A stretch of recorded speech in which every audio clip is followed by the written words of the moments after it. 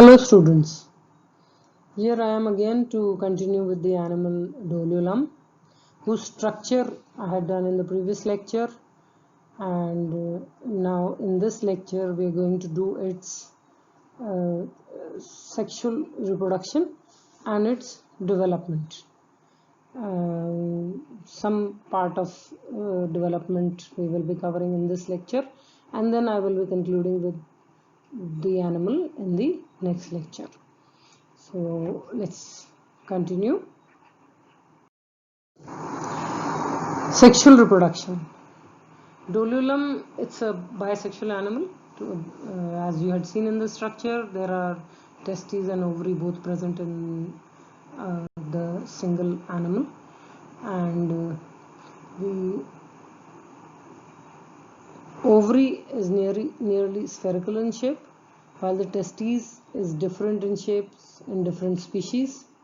In Doliolum malum, testes are short and narrow, while in Doliolum varmum, Doliolum intermedium, it is elongated and cylindrical or rectangular, and in Doliolum denticulatum, the testes are elongated anteriorly up to the second muscular band region. As I had told you in the previous lecture, that the Doliolum, they are protogynous. Since both the sexual organs, they are present in the same animal, still the ovaries, they mature first, and when they mature first, obviously the animals whose testes have also matured, the sperms from those animals, they fertilize the eggs from this individual.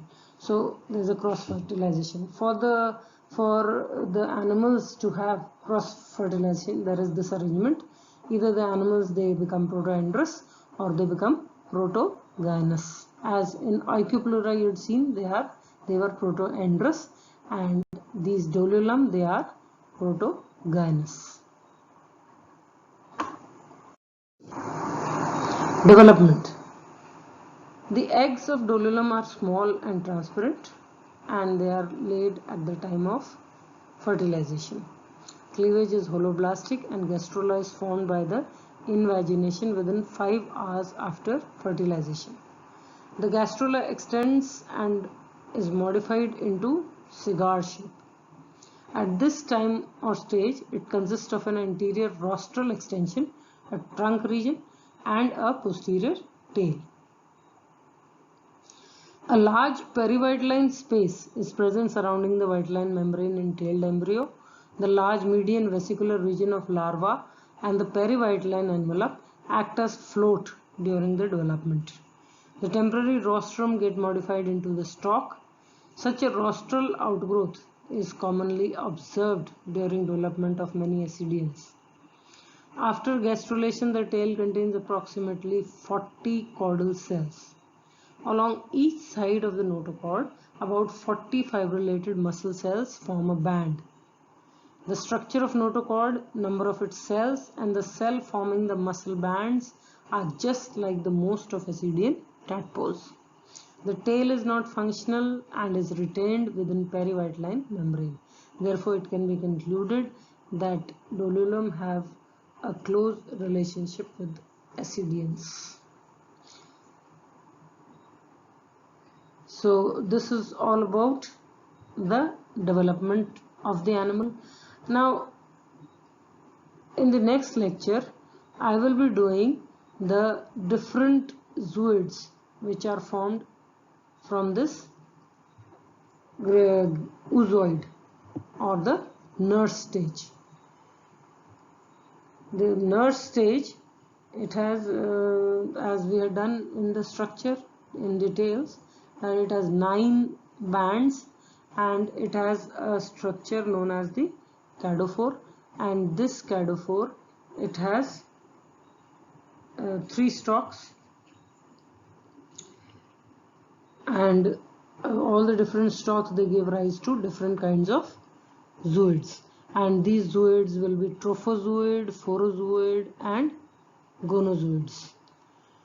and these zooids, they have different functions, and among these some zooids they help in the survival of the animal, and only the gonozoids they convert into the adult animal. The gonozoid, which is the asexual, it is the sexual form, whose structure we have done in the previous lecture. Each tadpole larva of Doliolum, during metamorphosis, it converts into a free-swimming adult zooid, which belongs to the sexually reproducing gregarian phase of Doliolum. This zooid is called as oozoid or nurse, and is characterized by the position of 9 muscular bands, a fewer stigmata confined to posterior wall of branchial sac, and an oocyst on the left side of the body. Later, the oozoid develops in small ventrally placed complex stolon from near its heart and a large lobe-like posterodorsal outgrowth called as cadophore. On the ventral stolon, a number of minute projections of buds develop and become constricted from it. Each constricted bud is a little group of cells arranged in 7 strings and covered with an ectodermal outlay. These ectodermal cells multiplied by division and get attached to the cadophore, some in lateral rows and some in the median rows. As a result, colony is formed in which oldest buds are at the tip of the cadophore. Now in the next lecture I will tell you about all the types of zooids which are attached to this cadophore. So thank you for now, and in the next part I will be finishing the animal Doliolum.